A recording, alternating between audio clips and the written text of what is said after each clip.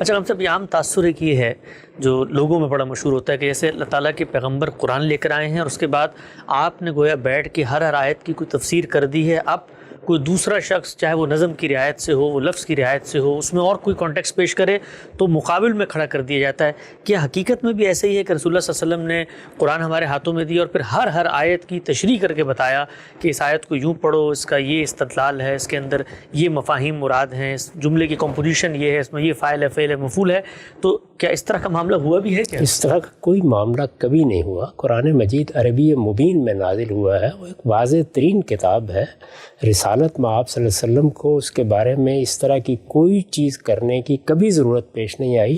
اگر آپ سارے ذخیرے پر نگاہ ڈالیں تو شاید 10-15 مقامات تلاش کر سکیں جن میں کسی لفظ کے بارے میں یا اس کے محل کے بارے میں رسول اللہ صلی اللہ علیہ وسلم کی نسبت سے اس طرح کی کوئی چیز بیان ہوئی ہے. زیادہ تر جو چیزیں آپ نے بیان فرمائی ہیں وہ قرآن مجید کے کسی حکم کا اطلاق ہے یا اس حکم کے مضمرات ہیں, ان کو بیان کیا گیا ہے, یا اس کے نتیجے میں جو تقاضے پیدا ہوتے ہیں وہ واضح فرمائے گئے ہیں, یا اس کے اجتہادی اطلاقات کی وسعت زیر بحث آ گئی ہے. یہ چیزیں ہیں جو روایتوں میں عام طور پر زیر بحث آتی ہیں. اس طرح کوئی تفسیر رسالت مآب صلی اللہ علیہ وسلم لکھنے کے لیے نہیں بیٹھے تھے. اس میں بھی آپ کا طریقہ اطلاقی ہے, یعنی آپ کوئی فیصلہ فرما دیتے ہیں, کوئی بات کہہ دیتے ہیں, کوئی حکم دے دیتے ہیں. یہ بات کہ آپ اس کو باقاعدہ درس و تدریس کی صورت میں پیش کریں وہ کبھی نہیں کرتے. چنانچہ مشہور واقعہ ہے کہ سیدنا عمر کو بہت تردد ہے کلالہ کے مفہوم کے بارے میں, اس سے کیا مراد ہے اور حکم کیا ہے. تو وہاں رسالت مآب صلی اللہ علیہ وسلم نے جس طرح کے روایتوں میں آتا ہے ان کے سینے پر ہاتھ رکھا اور فرمایا کہ یکفی کا آیت السیف, وہ جو گرمیوں کے مہینوں میں آیت اتری ہے اس پر غور کرو, وہ تمہارے لیے کافی ہے. تو خود رسالت مآب صلی اللہ علیہ وسلم صحابہ کو بھی تدبر کی تلقین کرتے ہیں.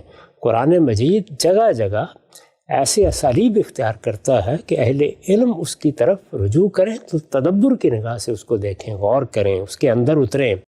اس سے ان کو کسی کلام کو سمجھنے کا سلیقہ آئے گا, اس سے کتاب اللہ کے ساتھ ان کی مناسبت پیدا ہوگی, وہ ان کے غور و خوض کا محور اور مرکز بنے گی. تو خود قرآن یہی چاہتا ہے. اس لیے رسول اللہ صلی اللہ علیہ وسلم نے یہ کبھی کیا نہیں. یہ عام لوگوں کا تاثر بن گیا ہے, اور وہ اس لیے بن گیا ہے کہ ہمارے علماء بھی بعض اوقات اس طرح کا اسلوب اختیار کر لیتے ہیں. میں عام علماء کی بات کر رہا ہوں, جلیل القدر علماء نے اس طرح کبھی نہیں کیا. وہ یہ اسلوب اختیار کر لیتے ہیں کہ قرآن متن ہے اور حدیث اس کی شرح ہے. جی. تو حدیث میں اس میں کوئی شک نہیں ہے کہ جو قرآن مجید کے احکام کے بعض مضمرات ہیں یا جو اس کی ہدایت ہے بحیثیت مجموعی, اس میں جو چیزیں چھپی ہوئی ہیں ان کو حضور نے واضح فرمایا ہے, جس طریقے سے کہ ہمارے مفسرین بھی کرتے ہیں, علماء بھی کرتے ہیں. ان کی طرف مراجعت کا یہ طریقہ ہے. یہ نہیں ہے کہ کوئی تفسیر لکھنے کے لیے حضور بیٹھ گئے تھے اور وہ تفسیر ہمیں پڑھنی ہے.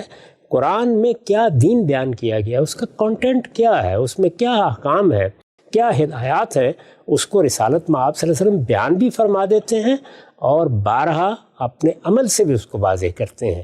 تو یہ پہلو ہے جس میں رسالت مآب صلی اللہ علیہ وسلم کی طرف رجوع کرنا چاہیے. نقطہ واضح ہو گیا.